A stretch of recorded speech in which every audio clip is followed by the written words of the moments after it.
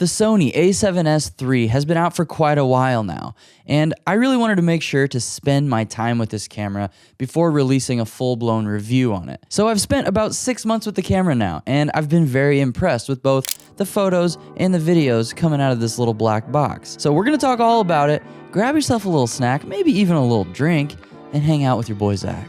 Thanks for being here.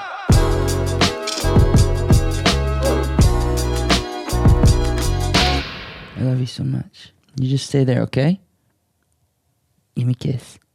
Thank you. This critically acclaimed video is probably going to sound like a 27-year-old man fanboying over a piece of aluminum alloy and plastic for 12 minutes. So we should probably start out with talking about the cons. And just so you know, all the footage in this video was captured on this Sony A7S III, except for the shots of the Sony A7S III that was shot on my Fuji X-T4. And for the rest of the video, I will be referring to the camera as Sonya, because while I was writing this script, I typed Sony A7S III into the script and realized that when you don't put a space in there, there's the word Sonya.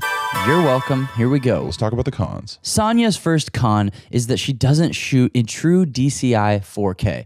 That beautiful 4096 by 2160p's. Instead, we get UHD, the 3840 by 2160, which is plenty enough for me. It fills up a 16 by 9 aspect ratio, probably what you might be watching this video on if it's TV. But I do wish the camera shot in 4096 true 4K. I don't know, maybe it's just because it's easily cropped into my favorite aspect ratio, which is 2:1, which would be 4096 by 2048, because you take 4096 divided by 2, 2:1. It looks great. That's my favorite aspect ratio, but UHD is fine. Secondly, Sonya doesn't have a true analog limiter. Like this recorder I'm using for audio right now is the Mix Pre 3. I could basically get really loud, and there's an analog limiter that would push my voice down so that it doesn't peak and clip. The limiter in the camera is digital, so if you're using any sort of audio source going into your camera, you just have to be careful when filming and recording loud subjects. And we know it's possible in small cameras because the C70 and the GH5 have analog limiters. Come on, Sony. Next time, please. In 6 years when the A7S IV comes out, maybe we can get it.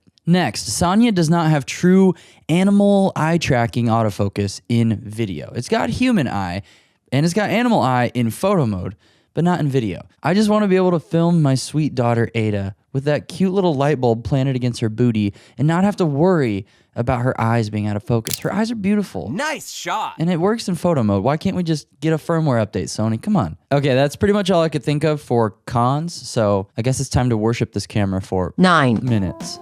Her battery life is great. You can film in 4K 120 frames per second continuously and not worry about this bad girl overheating. The stabilization in this camera is also very good in my opinion. I've had some people in the Discord say they don't like the active IBIS, and that's fine, they're just wrong. The low light performance inside of Sonya is absolutely amazing. In S-Log 3 on this camera, which is my favorite color profile of choice because I like to color grade a little bit, you get the native ISOs of 640 and 12,800. Even though your native ISO is 640, you can still go below that. You'll just get a little bit worse dynamic range.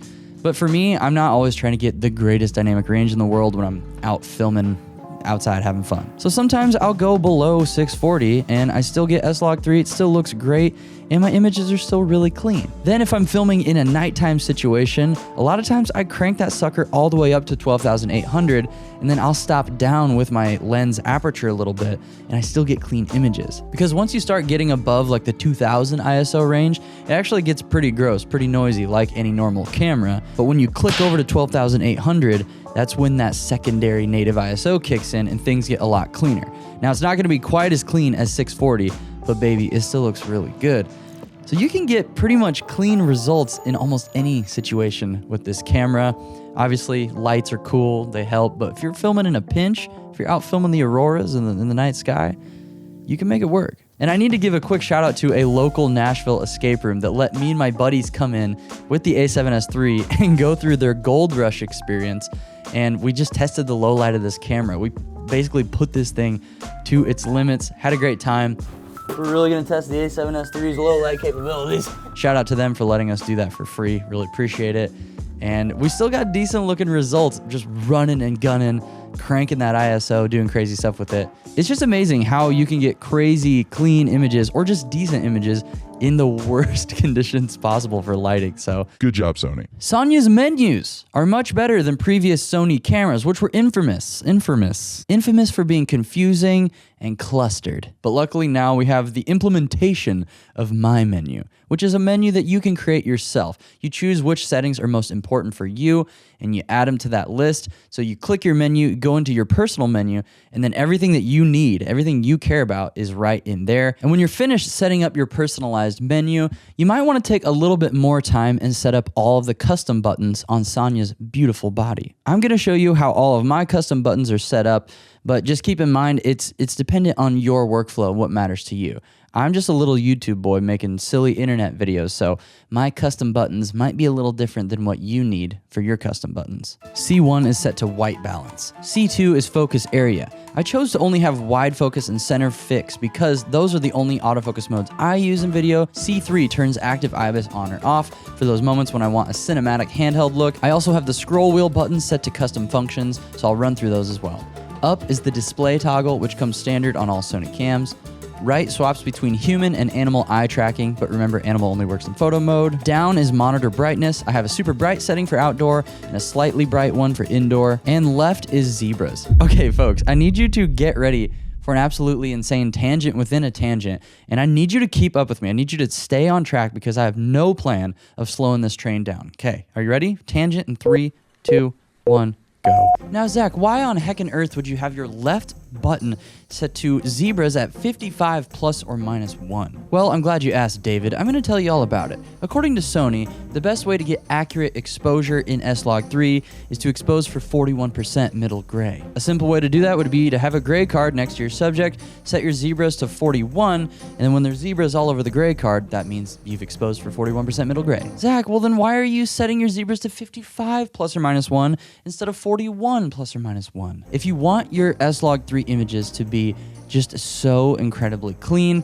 you need to give it a little bit of overexposure. So by setting your zebras to 55 plus or minus 1, you're slightly overexposing S-Log3's 41% middle gray recommendation, so that you're going to be able to bring the exposure down just a little bit in post, and you'll end up with really clean images with very minimal noise. Even when you're filming in low light situations, it's important to not underexpose your footage. You can always make a brighter shot a little bit darker, but it's a lot harder to make a dark shot look brighter without adding noise to the footage. Remember that, David. Now, you don't have to use this method in every situation. In fact, you don't have to use it at all. It's just made my life a lot easier because I just make sure zebras are on me, like right now, and we're good to go. But let's say you're going to go outside and film in nice, bright lighting. You don't really need to overexpose because you're getting plenty of light on your sensor already. So you could just expose normally at 41% middle gray, or just use your histogram, or use an external monitor with false color, because that's my favorite way to do it. Now, the great thing about S-Log3 is it's very flexible, and the dynamic range in this profile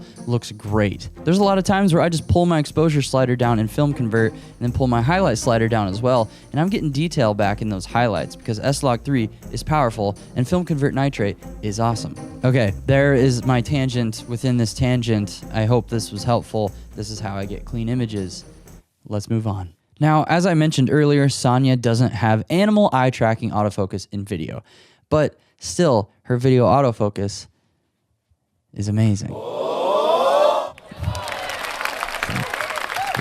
The eye tracking works amazingly. Right now, it's the little white box just following me, and I have it set up to automatically switch between my eyeballs. And the touch tracking is a tool that I use all the time. So basically, you just click on an area of the screen like this, like over by my kitty on the chair, and it will focus there. I think this camera would be an amazing camera for solo filmmakers that are doing stuff with gimbals, because you can just set this camera up to have a center zone or a wide zone, just let it choose autofocus for you. And if you're filming a person, turn on eye tracking, and you can just not have to worry about your focus. It's just gonna be in focus, okay? Let's talk about the photos a little bit, because this camera is definitely geared more towards video for sure, but I think it's a very capable photography camera, especially for people like me who are just posting on the internet, like Instagram, where it's already compressing the shit out of your photos. So yeah, the elephant in the room is this camera's sensor is 12 megapixels, which doesn't sound like a lot, but that actually is what's contributing to making it so good in low light. Fewer pixels mean fewer photo sites, but those fewer photo sites are much bigger to fill up the sensor, so they're absorbing more light, giving you cleaner images. So even though your photos are 12 megapixels, they're very clean and they look great. I think they just look good. I'm not worried about it. I love the full frame look. I'm a full Sony simp at this point. Like, I don't even care. Like, full frame looks sick. And another thing I gotta mention in this area of the camera is the EVF. Obviously, when you're shooting photo or video, you got the screen and you got the EVF. The screen is fine. It's not amazing. It's good enough. It is nice and bright, which I do appreciate. But the EVF, guys, it's 9.4 million dots. It's so freaking sharp. It's big, like it fills up your eyeballs, and like it's inspiring to use. It feels so good to use. Like when you're looking through it for both photo and video, it just gives you that little bit of giddiness where you're like, oh yeah, this looks so sick. So why did I title this video The Hybrid Hero? Well, if you've by chance been watching my videos or following me for a little while, you might know that I've been on the hunt for a great all-arounder camera. At one point, I had the GH5 and the Blackmagic Ursa G2, both great cameras, but neither of them were good for YouTube. And the Ursa G2, which is maybe one of my favorite cameras I've ever owned, just overkill for what I did. Overkill.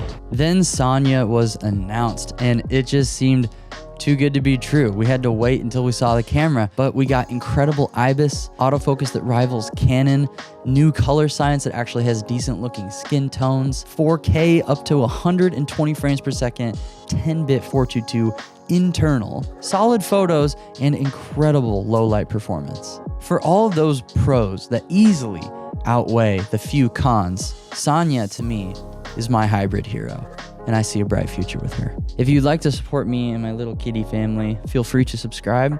Also, like the video if you want, or watch more videos if you have time. If not, just do you. And if you want to join the Discord free of charge, check out the link below. Our community in there is amazing. Should we have eye tracking from Sony for video?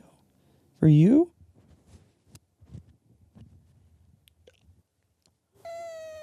Fair enough. Speak your truth.